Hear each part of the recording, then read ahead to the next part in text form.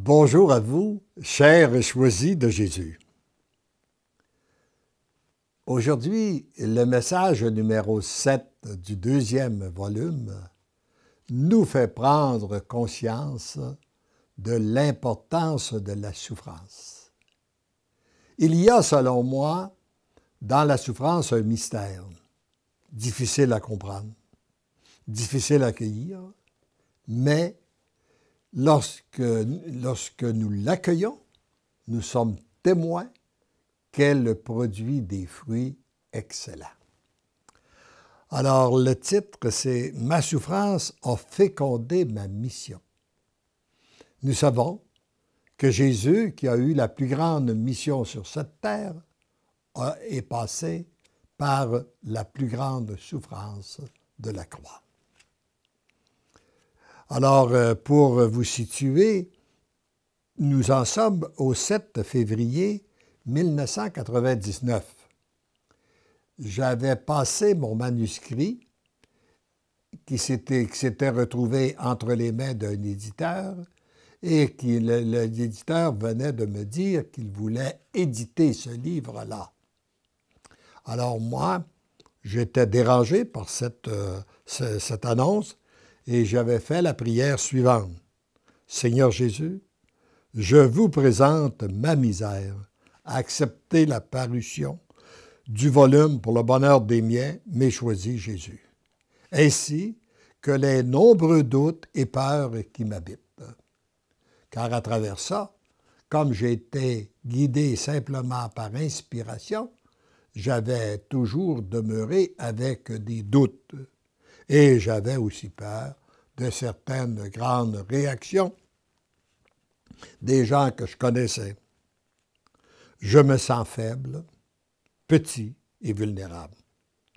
Je vous offre cette souffrance et l'unis au vôtre pour ma purification et celle de mes frères et sœurs, principalement pour ceux et celles qui sont en perdition et qui vont mourir aujourd'hui. Merci d'entendre et d'exaucer ma pauvre prière. Je vous aime. Mon tout petit, si tu savais la grande valeur de la souffrance pour pénétrer plus profondément dans l'amour, la souffrance se transforme en grâce et en bénédiction lorsqu'elle est accueillie, offerte au Père en union avec les miennes. Et depuis ce temps-là, c'est la prière que je fais régulièrement dans toute souffrance qui se présente à moi. Je l'accueille et je l'offre au Père afin qu'elle soit unie aux souffrances de Jésus et qu'elle soit transformée en grâce et en bénédiction pour l'humanité, et principalement pour ceux et celles qui sont la cause de nos souffrances. Heureux es-tu de ressentir cette souffrance avant l'apparition de ce volume. La souffrance accueillie et offerte vient féconder ce que produira ce volume dans le cœur des lecteurs et lectrices. Prends conscience que ma grande souffrance au moment de l'agonie, dans le jardin des Oliviers, a fécondé ma mission et ma mort. Si ma mission a dû être fécondée par ma souffrance, n'est-il pas normal que ta souffrance vienne féconder ta mission? Et il me paraît aussi que lorsqu'il y a une petite mission, elle est précédée par de petites souffrances. Une moyenne mission est préparée par des moyennes souffrances. Et une grande mission, elle est précédée par de grandes souffrances. Les disciples ne sont pas plus grands que le Maître. Ils doivent accueillir dans leur cœur de passer par le même chemin que moi. Ils ne peuvent devenir un avec moi sans prendre leur croix et me suivre. Et ça, à chaque fois que je passe sur ce passage de l'importance de prendre la croix, je ne peux m'empêcher de penser à une expérience que le Seigneur m'a fait vivre alors que je vivais une grande souffrance au niveau familial. Et lorsque je me suis retiré dans le salon pour crier après lui demander de...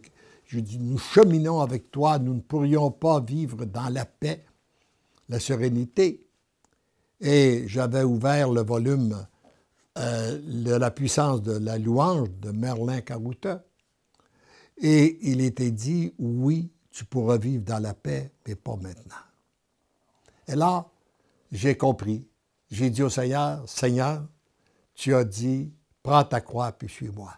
Eh bien, si c'est la croix que tu me laisses, je la prends.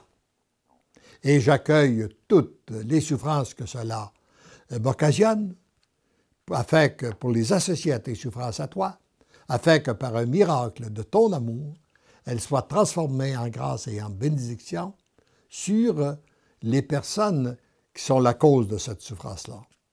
Mais aujourd'hui, j'ajouterais pour l'humanité. Et je peux vous dire qu'après, ça date de plus de 35 ans, lorsque j'ai fait cette prière-là, et je n'ai jamais eu à revivre une telle souffrance. Le Seigneur, en l'ayant accueilli, à ma grande surprise, le Seigneur l'a transformé et je n'ai pas eu à le revivre.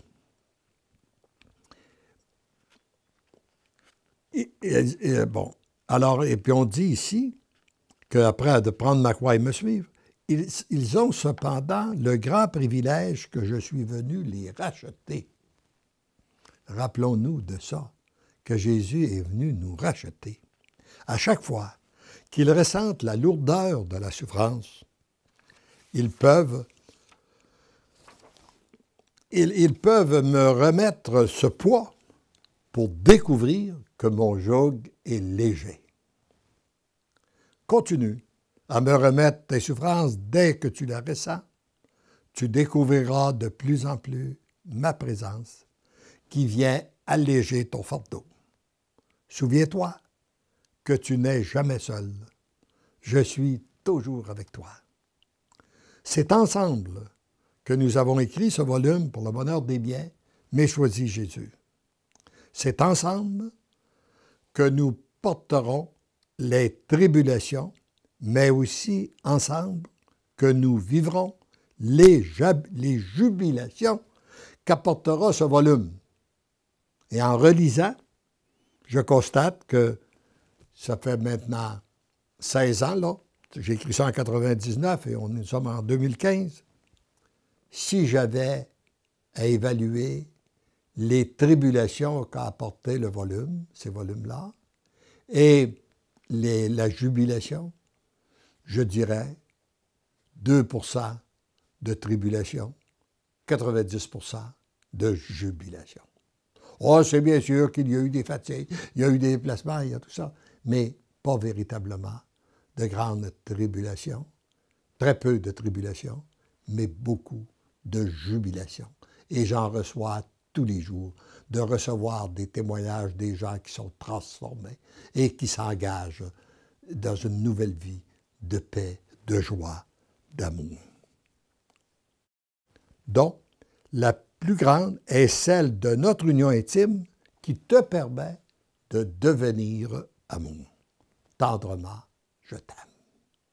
Alors, je vous répète cette dernière phrase.